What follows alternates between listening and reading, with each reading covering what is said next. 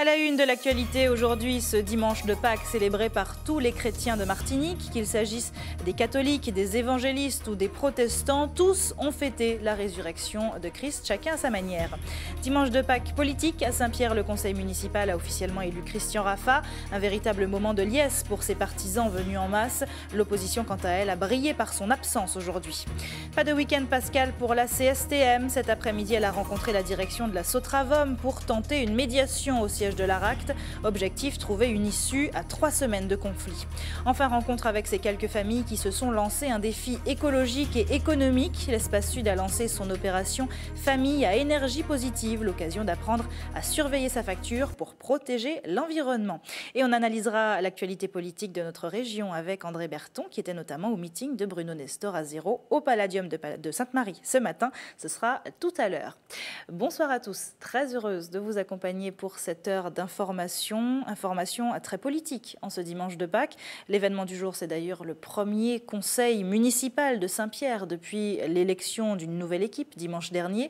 Un moment fort pour Christian Raffa qui a officiellement reçu son écharpe de maire. Vive émotion partagée par la population venue en masse et également par des personnalités politiques qui n'auraient manqué ça pour rien au monde. Le reportage de Kathleen Bilascopette avec Marie Tricot. Élu à l'unanimité des 21 conseillers présents, le nouveau maire de Saint-Pierre reçoit l'écharpe symbolique sous les ovations. Celui qui prône la réconciliation aura fort à faire pour renouer le dialogue avec ses opposants. Raphaël Martin et ses partisans ont choisi de boycotter la cérémonie d'investiture.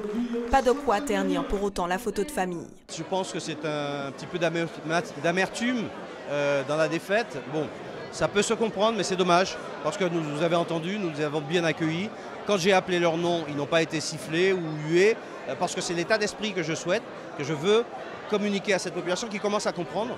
Et donc, c'est quand ils veulent. Nous sommes prêts à les accueillir au conseil municipal. Sur le parvis de l'hôtel de ville, ils sont tout aussi nombreux à suivre par écran interposé ce conseil municipal exceptionnel. En ce dimanche de Pâques, certains pierrotins semblent communier à une autre résurrection. C'est bien rené de ce sang.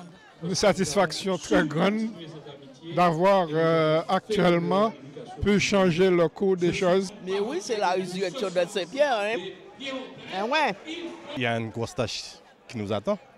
Bon, je dis nous parce que nous sommes pierrotins, nous allons nous battre pour pouvoir faire remonter la côte de Saint-Pierre. Il ne faut pas croire qu'un changement, c'est un coup de baguette magique et que demain tout sera beau.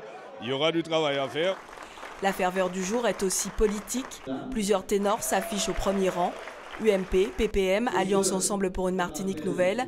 Chacun s'accapare un peu de la victoire électorale du nouveau maire. Christian Raffa, c'est un ami, c'est un maire, mais c'est également un membre de l'UMP. Et je suis sûr qu'il saura retrouver ses amis le moment venu. Je crois que Fred Michel Thiraud rêve. Je crois qu'il n'a toujours pas compris que le nouveau maire de Saint-Pierre est un secrétaire général de son propre parti, qui est le Parti régionaliste martiniquais, et que pour l'instant, nous nous occupons des affaires de la Martinique, que nous sommes des gens de loyauté. Lorsque nous avons donné une parole, nous respectons notre parole. Nous sommes engagés dans l'Alliance Ensemble pour une Martinique nouvelle et nous irons au combat avec cette alliance au mois de décembre. Non, il n'y a eu aucun deal. Et si vous vous souvenez, le Parti progressiste martiniquais a dit: nous apportons notre soutien à l'équipe conduite par Christian Raffa sans condition et sans arrangement. Je suis dans le corps de l'action, dans le camp du Parti régionaliste martiniquais, qui est aujourd'hui membre de Ensemble pour une Martinique nouvelle, c'est très clair. Donc voilà, je crois qu'il n'y a pas d'ambiguïté. Loin des passes d'armes politiciennes, Christian Raffa devra pour l'heure s'atteler à une autre gageure, redresser une commune dans le rouge. Un audit financier de la ville et une commission des finances seront lancés. Et premier signe fort, le maire et ses 8 adjoints se sont engagés à renoncer à leurs indemnités d'élus. Et l'autre actualité politique du jour, c'est le meeting de Bruno Nestor à Zéro. Ce matin, le député maire de Sainte-Marie a annoncé qu'il ne sera pas candidat lors des élections de décembre prochain pour la collectivité territoriale de Martinique. Environ 300 personnes étaient venues l'écouter au Palladium ce matin. Jean-Philippe Nilor faisait partie des invités. Le député du Sud que Bruno Nestor à Zéro était prêt à soutenir s'il prenait la tête de la liste MIM, RDM et Alliés. Le député maire de Sainte-Marie renonce donc à l'élection de décembre prochain, mais a annonce que le mouvement d'initiative populaire qu'il préside sera présent à travers différents candidats. Quant au fameux G20, il n'est pas dissous et n'exclut pas de faire connaître son choix en décembre. Écoutez Bruno Nestor Azero lors de son discours capté par Guillaume Bacoul. Je vous annonce ici que je ne suis, que je ne peux et que je ne veux ni ne serai pas candidat à la collectivité territoriale de Martinique en décembre 2020. J'aurais pu y aller, car grâce à l'intervention constante de mon ami et frère Jean-Philippe Nilo, qui depuis des mois a tenté des rapprochements, j'ai finalement accepté de faire une concession de taille en acceptant une autre tête de liste que celle également du MIM que je poursuivais. Et j'ai accepté d'évoluer dans mes exigences en faisant ce compromis décisif pour gagner. J'ai donc, de mon côté, ouvert la porte à une chance de succès pour la Martinique, dans l'intérêt de la Martinique. Mais cette porte a été fermée violemment le 17 janvier pour des raisons autocratiques et personnelles ou sous l'effet de la panique. Bonsoir André Berton. Bonsoir Fanny. Merci beaucoup d'être là. Alors on va essayer de décortiquer avec vous l'actualité politique. Si l'on résume ce qui s'est passé aujourd'hui à Sainte-Marie en tout cas, BNA, donc Bruno Nestor Azero, on va le raccourcir, ne sera pas candidat. Il renonce à pousser Jean-Philippe Nilor en tête de liste, mais malgré tout, il entend tout de même peser dans le scrutin de décembre. Vous avez parfaitement compris, c'est beaucoup plus clair que ce qu'on vient de voir à propos de Saint-Pierre. Hein. Ce dimanche donc à Sainte-Marie, Pâques était bien la fête du renouveau, du recommencement, comme disent les chrétiens. Bruno Nestor Azero renonce donc à ses projets, vous l'avez dit, on vient de l'entendre, pour l'élection de décembre. Il ne figurera sur aucune liste de candidature. Il abandonne l'idée de négocier une place de leader pour son ami, son frère, comme il dit, Jean-Philippe Nilor, venu prononcer à Sainte-Marie quelques mots en vérité pour ne rien dire, sinon que BNA n'est pas l'ennemi du mime. Bruno, arrêtez, portez valise Bamoun, a lancé le maire du Diamant comme pour mettre fin à cette affaire. Cela étant, le député du Nord entend peser de tout son poids, en effet, dans l'élection de décembre. Il ne peut y avoir de victoire dans le Nord sans nous, dit-il. Nous n'avons pas la porte, nous n'avons pas la serrure, mais nous avons les clés qui ouvrent la victoire. Voilà ce qu'il a dit.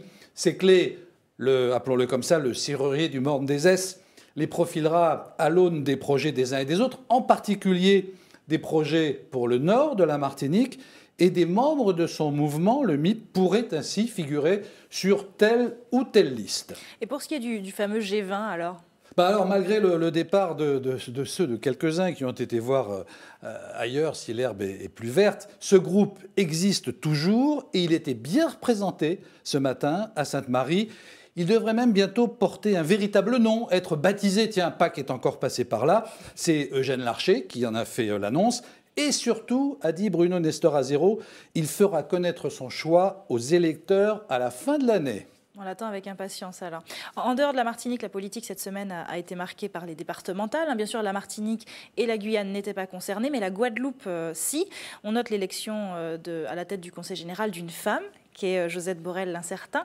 C'est que la parité obligatoire a finalement fonctionné ? Alors, pas dans son cas, puisqu'elle était la seule candidate, mais sur l'ensemble du scrutin, en effet, la parité a fonctionné. Alors, il ne fallait pas s'attendre à ce qu'il y ait 50% de femmes élues présidentes. Il y en a tout de même 10%, 10 femmes qui ont été élues présidentes, dont, vous l'avez dit, en Guadeloupe, Madame Borrell l'incertain. En Guadeloupe, c'est d'ailleurs pas une première, puisque Lucette Michaud-Chevry fut élue en 1982 à la présidence de ce qu'on appelait, alors, jusqu'à il y a quelques jours, le Conseil général. Lucette Michaud-Chevry, qui, soit dit en passant, a été cette fois balayée dès le premier tour de scrutin, éliminée, humiliée, comme si elle avait disputé le combat de trop. Il se murmure pourtant, mais c'est ça la politique, qu'elle pourrait bien être présente aux élections régionales de la fin de l'année. Alors l'élection de JBL, comme on l'appelle, et pour symbolique qu'elle soit, naturellement, on l'a dit, c'est une femme, est aussi, et peut-être surtout, la victoire de son mentor en politique, Victorin Lurel, même si il s'est fait une fois de plus tacler par la droite dans son fief de vieux habitants. Le président de la région Guadeloupe a remporté la guerre des gauches, car il y a aussi en Guadeloupe une guerre des gauches, une guéguerre. On notera, alors cela doit peut-être donner à réfléchir ici en Martinique, en tout cas peut-être à quelques-uns, premièrement, que le jeu des alliances et la formation d'une coalition a nettement profité au camp Lurel, et deuxièmement, que sa fidèle Josette, élue présidente d'une assemblée pour 6 ans, est aujourd'hui âgée de 74 ans. Quand même. Merci beaucoup, André Berton, pour ces précisions. On vous retrouve dimanche prochain pour d'autres analyses politiques, avec plaisir. Partons maintenant sur le front social. Pas de trêve pour les grévistes. Les salariés de la Sotravom, affiliés à la CSTM, ont retrouvé leur direction au siège de l'ARACT, à Californie, cet après-midi, pour une tentative de médiation. Voilà plus de 3 semaines qu'une partie des employés de ce transporteur co-traitant du réseau Mosaïque est mobilisée et paralyse ainsi bon nombre de voyageurs de Schellcher et de Saint-Joseph. Leur revendication première, les licenciements jugés abusifs de 2 collègues.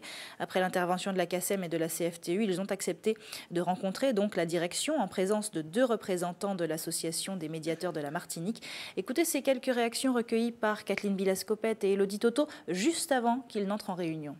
C'est la première fois que nous allons nous asseoir autour d'une table où l'employeur sera dans l'enceinte. Je vais dire, je ne parle même pas de la table, je parle dans l'enceinte. Parce qu'on n'a jamais vu, ni la CFTI, ni la CACEM n'a réussi à les faire venir autour de la table. Et pourtant, c'est chez lui qu'il y a un problème. Voilà le dialogue social qu'on pratique. L'employeur et les salariés vont s'en remettre à notre mode de fonctionnement. Et vous allez voir, je pense que ça va bien se passer. Nous avons du temps devant nous, mais pas trop.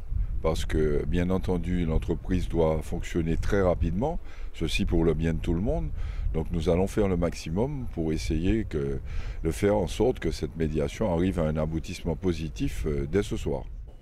Restez avec nous sur ATV. Dans un instant, on ira au restaurant à Paris pour manger du matoutou bien chaud et bien épicé par 7 degrés dehors. Et puis nous irons ensuite au Gros Morne à la découverte de ce moulin qui a failli y passer il y a quelques temps avec cet incendie, mais qui ressuscite encore aujourd'hui, toujours avec la CASAV. Ce sera à voir tout à l'heure. Mais avant, parlons religion. Avant d'être la fête du crabe et de la plage, Pâques célèbre la résurrection du Christ. Un vrai jour de joie pour les chrétiens. Dans toutes les églises, l'heure est au chant, catholiques, évangélistes, protestants, à chacun sa Pâque. Julien Goudichaud a fait le tour des cultes pour nous regarder.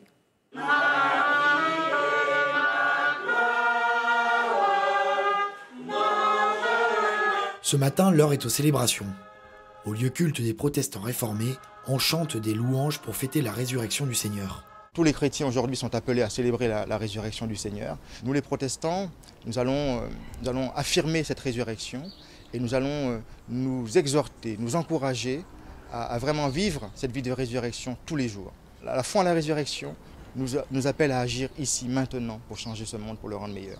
Lecture biblique, partage de la scène et enfin bénédiction pour clôturer la messe. Mylène compte parmi la quarantaine de familles présentes au sein de l'église protestante. Pour elle, cette célébration est aussi l'occasion de se retrouver et d'échanger. On discute, on est très convivial. Et ensuite, à la fin d'ailleurs, à la fin du culte, il y a un pot fraternel où on discute un peu plus pour se connaître. Au sein de la communauté évangélique, c'est au rythme du gospel que l'on célèbre Pâques. Le centre de réveil chrétien a organisé un séminaire axé sur le spirituel et le social. 250 participants, les intervenants se succèdent et l'atmosphère est dynamique. On parle de ce que l'on vit, que la parole est là pour nous libérer. C'est vrai qu'au quotidien, il y a beaucoup de réalités qui tentent à enfermer les gens dans des situations dramatiques, mais la parole est là pour nous libérer et elle nous donne les moyens d'accéder à une destinée, aux promesses de Dieu, à une bénédiction. Donc pour nous, la parole de Dieu n'est pas quelque chose d'affligeant, c'est au contraire quelque chose de dynamique, c'est vraiment un booster. Pour que les gens se réveillent, qu'ils se lèvent et qu'ils puissent conquérir en fait leur destinée. Dans cette ferveur spirituelle, chacun est venu chercher l'énergie nécessaire à son quotidien.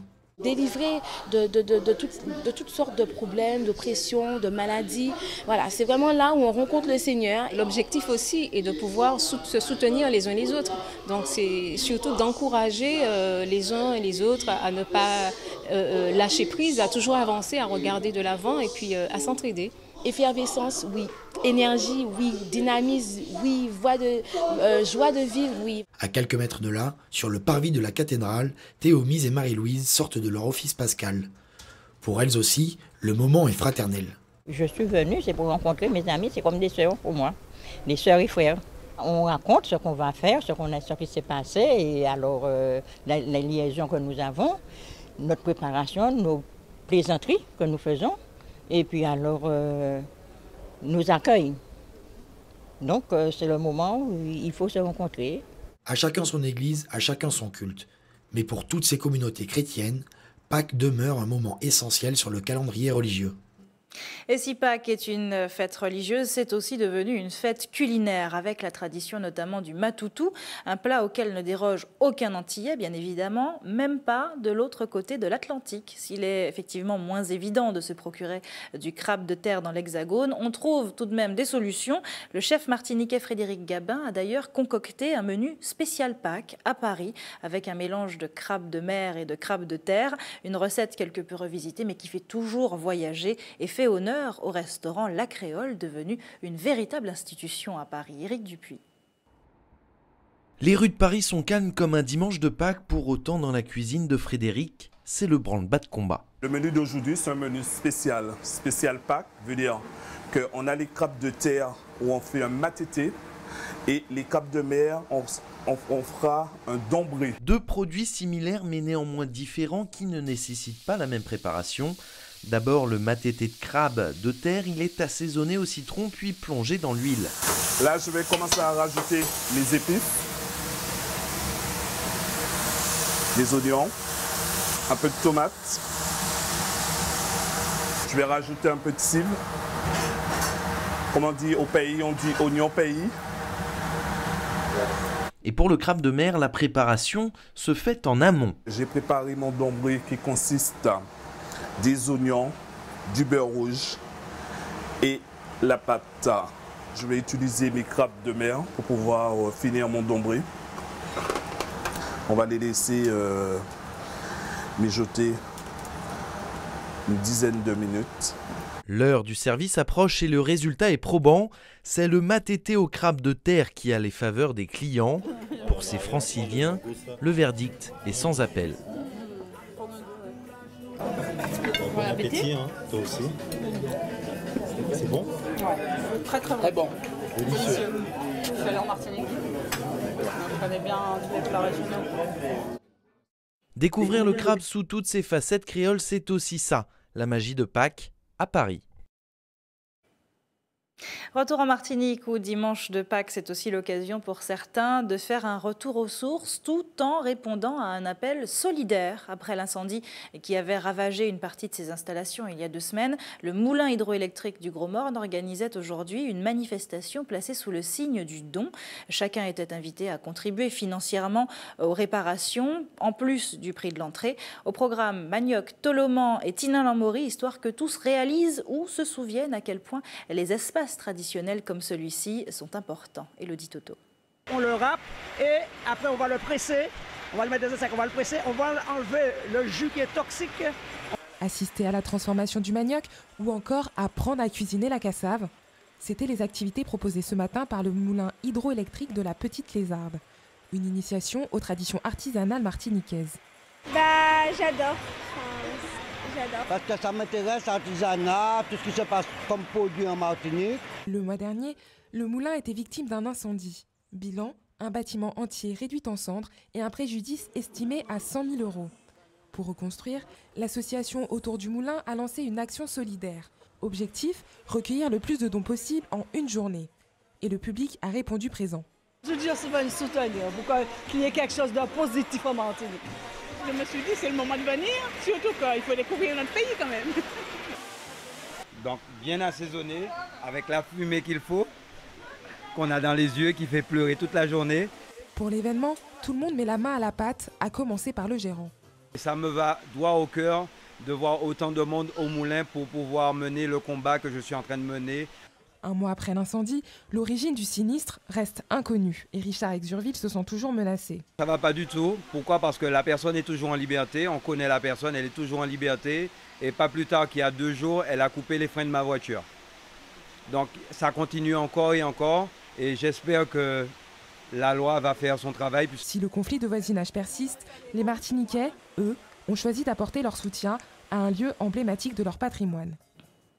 Attention, en bref, l'air est mauvais ce week-end. Jusqu'à mardi, un climat-dininaire lui donne un 8 à Fort-de-France, au Lamentin et à Schœlcher. En cause, une brume de sable d'origine saharienne arrivée hier. Elle s'est épaissie aujourd'hui et les concentrations de particules fines pourraient dépasser le seuil de recommandation. Évitez donc trop de sport intensif dans cette zone, surtout si vous êtes sujet aux difficultés respiratoires. Qui n'a pas rêvé de baisser le prix de sa facture d'énergie, qu'il s'agisse de votre téléviseur ou de la lumière tout simplement? La maison contient énormément d'objets électriques et penser à les éteindre comme il faut, c'est non seulement économiser mais aussi protéger la planète. Un défi que l'opération Famille à énergie positive entend bien relever dans toute la France. Pour ce qui est de la Martinique, une dizaine de familles boostées par l'Espace Sud s'est lancée dans l'aventure écologique. Océlia Cartès et Elodie Toto les ont suivis. Sur la plus haute marche du podium, l'équipe des Francisco qui a économisé une centaine d'euros sur la facture d'électricité réglée l'année dernière. C'est 3 fois plus que l'objectif fixé. On a quand même cette fierté de pouvoir dire non seulement on économise au niveau de notre facture, mais aussi on arrive à rentrer dans un processus qui est de tenter de faire mieux, de faire plus que les autres équipes. Un bilan à mi-parcours très intéressant pour cette famille dite à énergie positive qui a tout simplement changé quelques-unes de ses habitudes. Nous sommes équipés d'une prise écolo. Donc en fait, on a une petite poire là qui sert de capteur. Mais une fois qu'on éteint le téléviseur, ou qu'on dirige la télécommande vers le capteur, tous les appareils s'éteignent. Ce qui a aussi été mis en place, c'est l'équipement de l'habitat, comme fixer une isolation dans les chambrons de portes et fenêtres, ou bien encore adopter des gestes comme baisser la température du climatiseur. Ce défi, c'est entre autres choses mieux réfléchir à ce que l'on veut. Nous aurions souhaité construire, bien entendu. Ça, c'est le rêve de la plupart des personnes, des ménages.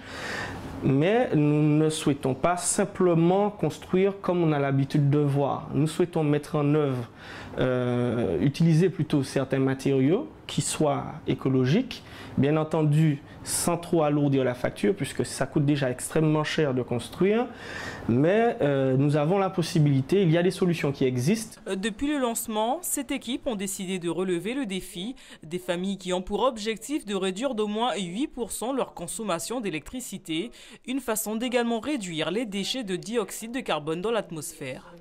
Celles qui se sont inscrites à la première édition, certaines on les retrouve jusqu'à présent et de nouvelles arrivent, de nouvelles familles arrivent, entrent dans le jeu et se prêtent effectivement à ce défi par le biais soit en fait d'associations dans lesquelles elles sont déjà actives, soit parce qu'on a fait effectivement une campagne de communication qui permet à chacun de voir l'intérêt de s'impliquer dans ce jeu.